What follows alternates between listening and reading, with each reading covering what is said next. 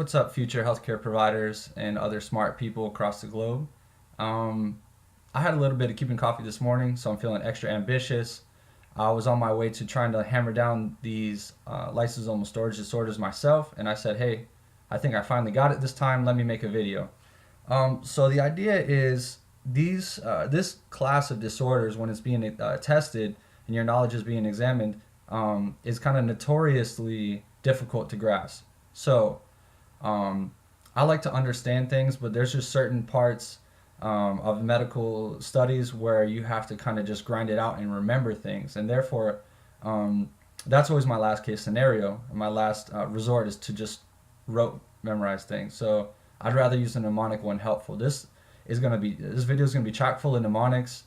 It's gonna sound a little crazy, but if you just stick with me, I promise you'll go from starting to skip past these questions or just guess on most of them because you identified as a lysosomal storage disease question, and you just take the L on the question and you give up. Um, but I think after this video, if you work it out a couple times, try a couple practice problems with me in the next video, then you'll start to recognize these and kind of be encouraged rather than discouraged because you know what's going on, and you can remember the mnemonic that we go through today, and help you get the right answer.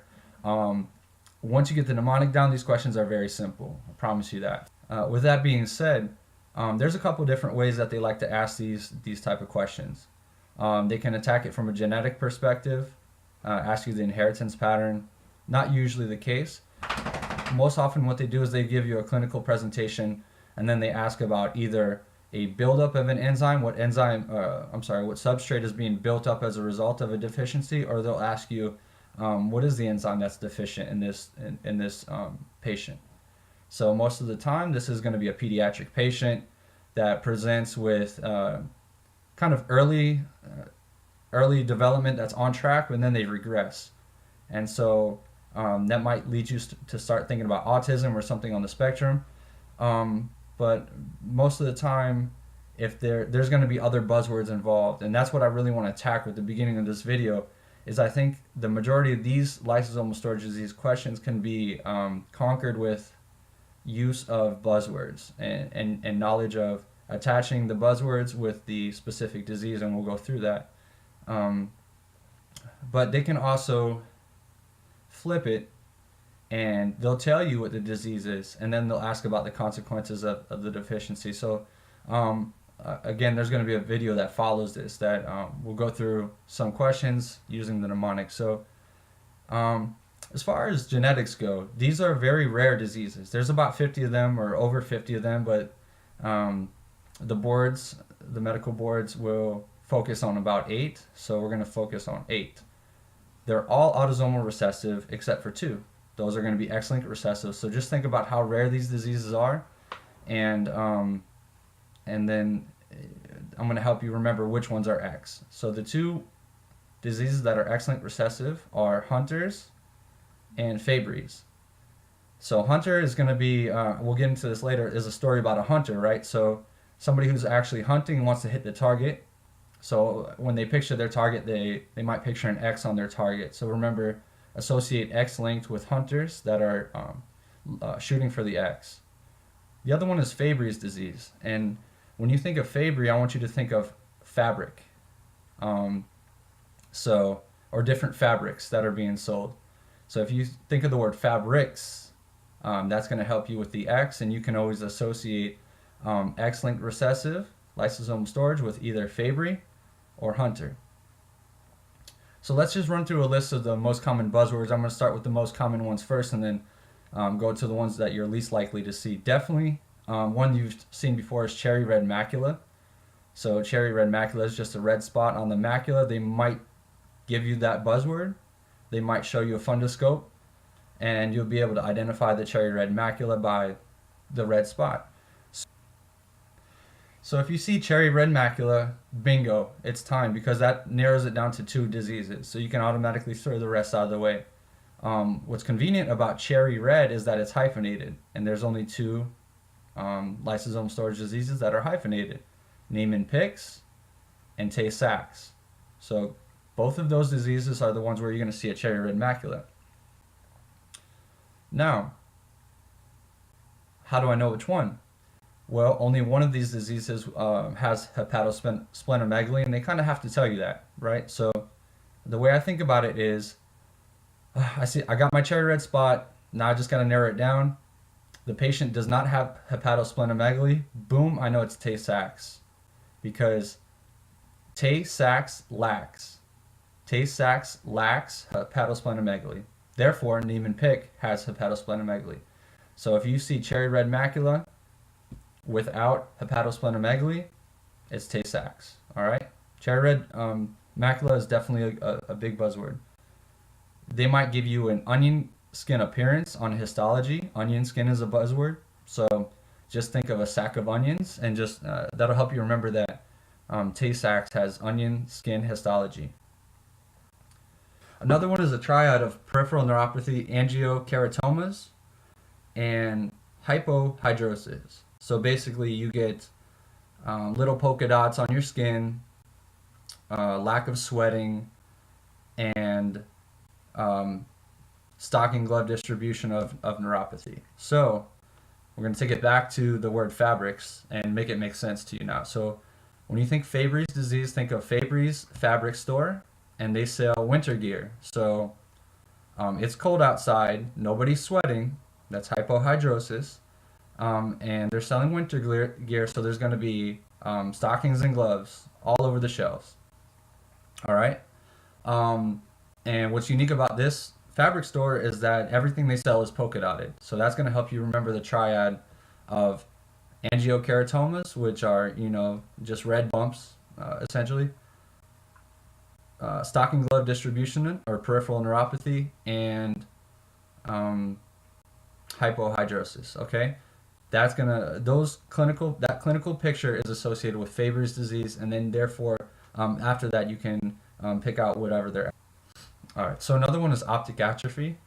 So optic atrophy is demyelination of the optic nerve, problems with cranial nerve 2. But if you think of the word optic atrophy, it kind of sounds like the eyes atrophy themselves. So if you just think of really small eyes, let me tell you about an animal that has really small eyes.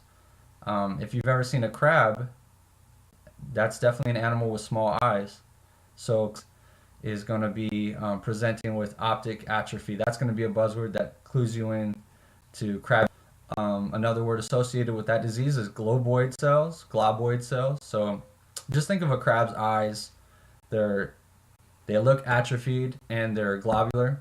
So globoid cells and optic atrophy for crabby. Probably one that I should have moved up this list is any kind of bone involvement. So if you have osteoporosis in the patient, or avascular necrosis of the head of the femur, this other thing called bone crisis, anything that involves the bones and you've already identified that we're in the realm of lysosomal storage diseases, is going to be Gaucher's disease. So Gaucher disease is the most common of these. So you may or may not get a question on it.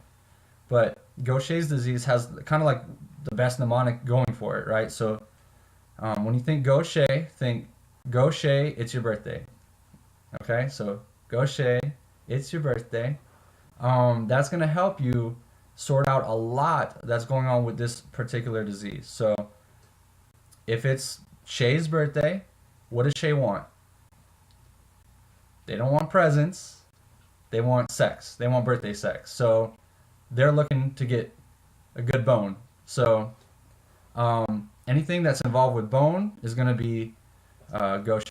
If you see the word foam cells on histology, foam cells, lipid-laden macrophages, you see those in atherosclerosis.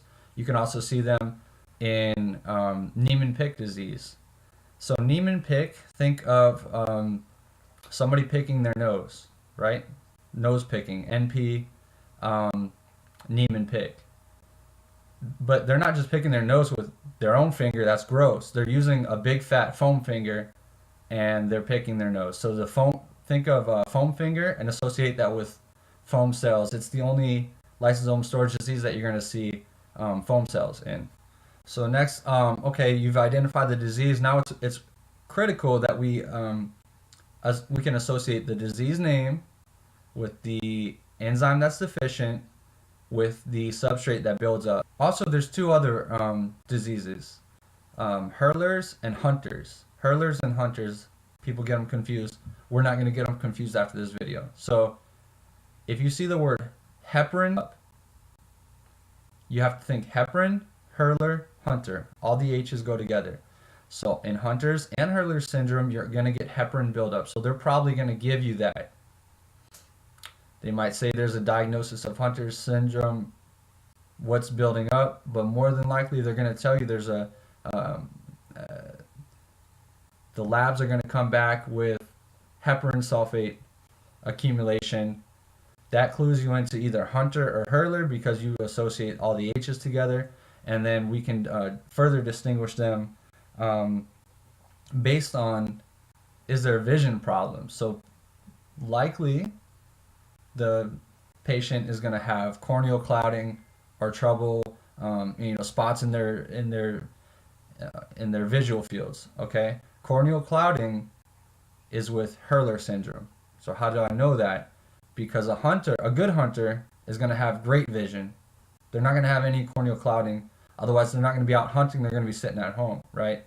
So if you have intact vision with heparin sulfate buildup, hunter. If you have poor vision, corneal clouding, and you also have heparin sulfate buildup, Hurler. All right, now we're going to get into what's really important here is associating a disease with the enzyme that's deficient with the substrate that builds up. And so in order to do that, we're going to map it out. Okay, so I drew the pathway out here pretty quick. Don't let it intimidate you at all.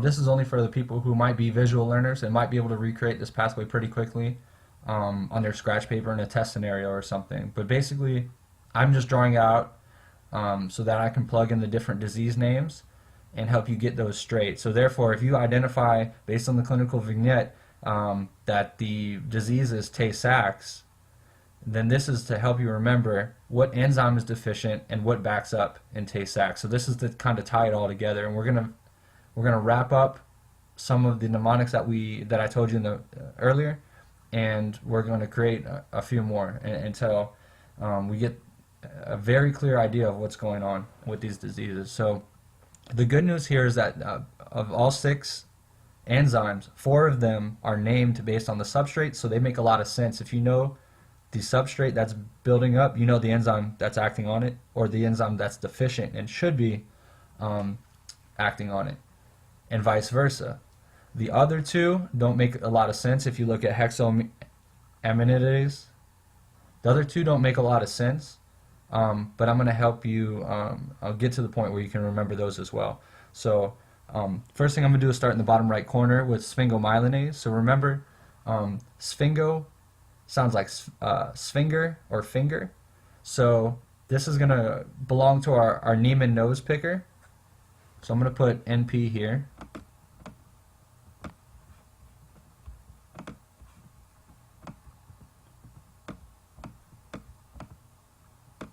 This is the Niemann nose picker who uses his finger, all right? Galactocerebrosidase is acting on galactocerebroside. Makes a lot of sense. So think galactic here. What's more galactic than a galactic crab? So when you picture the crabs with their globoid eyes and their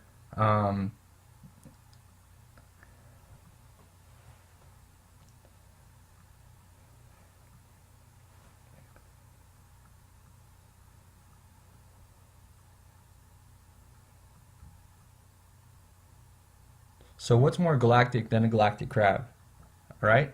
So when you picture the crabs from Krabbe's disease with their globoid eyes and their optic atrophy, just remember that they're actually galactic crabs, and they're kind of scouring the universe, searching for whatever it is that crabs look for. So I'm going to put a big K here for crabs, and if you can remember the association of galactic crabs, that's going to help you tie those 2 things together. So glucocerebrosidase acts on glucocerebroside. So here I'm thinking glucose and sweet things. So this is going to go back to our Gaucher birthday party. Okay, so it's Shay's birthday. So everybody's singing, "Go Shay, it's your birthday." And there's a big fat birthday cake there. That birthday cake with all the sugar and all the glucose involved, that's going to help us remember that Gaucher's disease is glucose cerebrosidase. All right. Down here, aryl sulfatase is working on the sulfatides. So if you have a deficiency in aryl sulfatase, you're going to have a buildup of sulfatides. That all makes sense. So I'm thinking of the word sulf and surfer here, and not just a surfer, but an air surfer. So we're going to get into what that means. Nobody knows what the sport of air surfing is, but if there's somebody who's going to do it, it's definitely going to be a white guy. So when I think of aryl sulfatase, I think of air surfing, and I think of a disease that we haven't talked about yet. I'm going to abbreviate it as MCL, but it's monochromatic leukodystrophy. All right, so monochromatic kind of reminds me of tie-dye. So I think of a kind of hip California surfer bro trying to air surf for the first time. He's not exactly sure what air surfing is. Nobody is. So when he tries it, he tears his MCL. So that's going to help us associate MCL with air surfing or air sulfatase. Remember that if you are given the enzyme in the problem or the question, it's the only enzyme that works on the sulfatides, right? So there's our four that make sense. The last two are kind of tricky, right? So hexose aminidase is going to go with Tay-Sachs. And how are we going to remember that? Well, remember Tay-Sachs, say it with an X, and that's going to remind you that it belongs with hexose aminidase. All right, so Tay-Sachs goes with hexose aminidase, and then we have by process of elimination Fabry's. All right, so Fabry's is a shortage of galactosidase A deficient enzyme. That's a process of elimination thing. I don't really have a good one for that. But now we're left with the conundrum of galactosidase A versus galactocerebrosidase. They both kind of sound similar. If you just when you say the word Fabry and you think of Fabry's Fabrics, remember that's the winter store that we were talking about earlier. Say Fabry's and really emphasize the A, and that's going to help you associate the enzyme that has the A there with Fabry's, and then galactocerebrosidase is for the galactic crabs. All right, so that helps us tie everything together. With these kind of little memory hooks, you should be able to look at any vignette, identify what they're asking, what disease process, or they'll tell you the disease, and they'll ask you what's building up. And my next video is going to be kind of like a proof of concept thing. We're going to go through 3 board style questions using the fairy tales that I told, and it's going to be kind of proof that we can get through these pretty quick. It sounds crazy, but once you do it a couple times, I think it's going to be very beneficial.